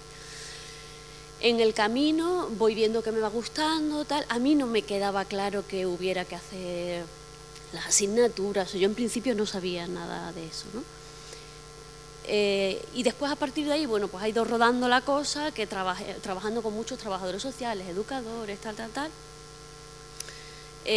ver, ¿dónde aterrizo? Por lo de la supervisión. Entonces, y por tu pregunta con el tema de las escuelas. Yo, como responsable de la formación de mi escuela, yo tengo un conflicto, porque lo que yo no he recibido no sé todavía cómo impartirlo. Entonces, yo ahí estoy en esa reflexión de decir, bueno, en el último año, ¿cómo enfoco la supervisión? O sea, digo, duda práctica con la pregunta esta, ¿no? Mis grupos son pequeños, son grupos de 12 personas, estoy en Huelva Capital. Lo social, que es lo que más viene a mi centro ahora mismo, no tiene nadie dinero, pues porque están cambiando las empresas, trabajan con menores, lo que sabemos, ¿no? Pero bueno, entonces, ahora estoy enfocando, ahora que empieza un curso de supervisión, en hacer, yo no puedo hacer 2 formaciones porque tengo 12 personas y de 12, 3 son psicólogos y el resto son de lo social. Pero sí que estoy intentando enfocar la supervisión de manera diferente según el profesional que sea. Eso por ahí como a soluciones. Y otra cosa es que sí que he creado un grupo de supervisión, pero ya para la gente que ha terminado, que vienen a supervisar sus situaciones, y entonces claro, ahí ya sí que hago una supervisión de pues una chica que está trabajando con personas mayores y que está diciendo, oye, ¿dónde está el límite? El otro día dice, yo fabrico más sillas calientes que en Ikea, me decía el otro día. Dice, pero ¿mi encuadre cuál es? Si es que a mí me han contratado por 6 meses para una baja, ¿hasta dónde acompaño en el proceso? O sea, yo me estoy encontrando con situaciones así muy prácticas, ¿no? Desde la que dice, ¿dónde está el límite entre lo social y lo terapéutico?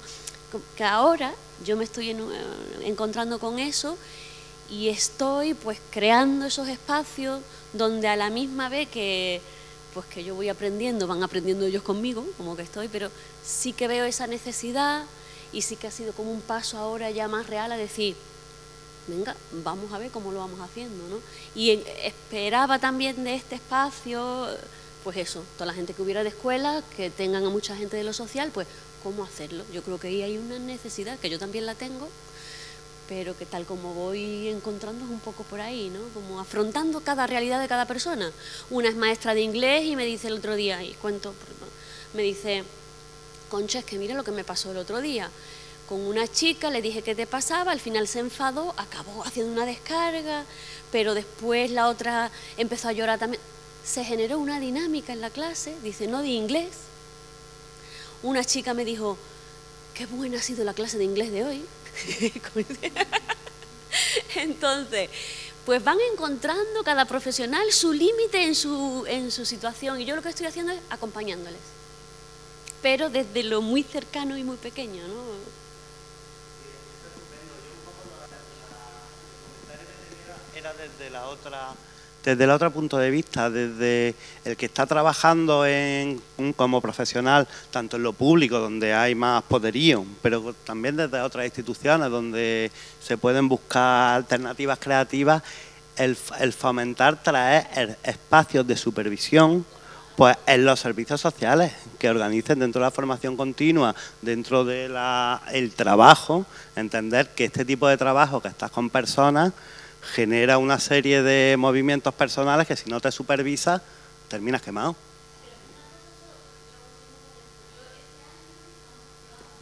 Trabajando con el Colegio de Trabajadores Sociales, hicimos un curso técnicas gestálticas aplicadas al trabajo social. Bueno, pues un grupito de personas trabajando muy bien. Cuando dijimos grupo de supervisión, no vino nadie, porque incluso lo que es la supervisión, al menos en la zona donde yo estoy, es como si te fueran a decir que tú lo estás haciendo mal y que yo te voy a decir cómo lo tienes que hacer. Como que ni siquiera existe el espacio de cuidado de decir, oye, ¿cómo lo estamos haciendo? No, le sonaba rarísimo. Y de educadores, yo creo que hay un miedo a compartir cómo cada uno está trabajando, porque todavía no sé, aunque llevan muchos años trabajando juntos, no tienen la suficiente confianza y el vínculo para poder compartir lo que les está pasando dentro. Y eso yo me lo encuentro todos los días. Yo superviso servicios sociales, CRAES, psicólogos que trabajan con el PADES, no sé, se me olvida alguno, equipos de drogodependencias, y hay mucha dificultad. Lo primero que tienes que generar muchas veces, si te dejan en los equipos, es ese vínculo y esa confianza para romper esa estructura tan rígida que los profesionales de lo social en los propios equipos no se permiten, ¿no? Y desde ahí esa es una dificultad, ¿no? Sí. Una cosita, un par de cosas solamente breves. Una primera con respecto al tema de la intervención social así en global y respondiendo un poco al tema de los terrenos. Nosotros la respuesta que hicimos en un momento en el 2009, además justo después, en mitad de la crisis, fue crear una historia. Nosotros andábamos dando una vuelta a que la intervención social, tal y como la entendíamos y la entendemos, tiene un problema, y tiene un problema relacionado con lo que planteaba Isabel de significante institución, de esta triangulación que vivimos entre el apoyo social y el control social, que es una de las patologías que se encuentran sobre todo las trabajadoras sociales, ¿no? Que es algo así como que yo, si trabajo en el servicio público, tengo que atender, por una parte apoyar y por otra parte controlar, ¿no? Creamos una cooperativa de iniciativa social que tiene ahora mismo 7 miembros y empezamos solamente 2 personas. Y atendemos desde el punto de vista psicosocial, personas que están en prisión, personas migradas, trabajando en calle, adolescentes y jóvenes trabajando en centros de reforma de menores, hasta un piso con madres solteras. O sea, hacemos intervención en cada sitio y en la consulta. También hacemos, y de hecho, eso es una de las cosas que también yo sí que quería plantear, que me parece que con respecto a esto hay mucha confusión. O sea, la prisión es un espacio social de primer orden, donde la necesidad de trabajo social es... Para mí hay una dificultad con respecto a la definición de qué es lo psicosocial. O sea, cuando tú hablabas ahora de la diferencia o el límite entre lo social y lo terapéutico, porque no hay discurso de lo psicosocial. O sea, la educación social y el trabajo social tienen un corpus teórico y la psicología y la intervención social no. Entonces, parte del trabajo que hemos ido haciendo, por lo menos desde ERAIN, ha sido intentar definir la intervención psicosocial desde lo comunitario hasta lo psicoterapéutico, pasando por todo lo que tiene que ver con la formación y la supervisión, como un continuum. Claro, nosotros así no damos formación como escuela, pero sí que damos formación en un máster de Psicología de Intervención Social en la Universidad de Deusto, hacemos formación para entidades sociales, para servicios sociales y tal. Con esta clave, como de hacer discurso político. Claro, una de las cosas que nos hemos dado cuenta al crear una entidad social nueva, ¿no?, psicosocial y gestáltica nueva, que no lo hubiéramos podido hacer si no lo hubiéramos creado, pues rompo una lanza a favor de la creatividad también en esta línea. Me parece que tiene que ver con el generar un discurso político que haga que realmente se valore la intervención psicológica en contextos sociales y que pueda ser financiada y apoyada por la institución. Porque es que no podemos hacer que nos compren cosas si no sabemos cómo venderlas. Y no hay un discurso sobre lo psicosocial. Entonces, para mí la apuesta es, o la propuesta sería, que para mí es la clave, generemos un discurso psicosocial desde la Gestalt. Y desde ahí vendémoslo. Fomentamos la historia. Esa es la historia. Yo creo que esa es la idea.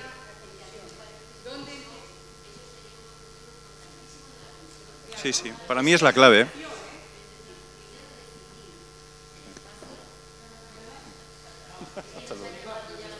Nos están echando. Sí. Yo os agradezco mucho a todos la participación y nada, seguimos en el debate. Gracias. Muchísimas gracias a todos.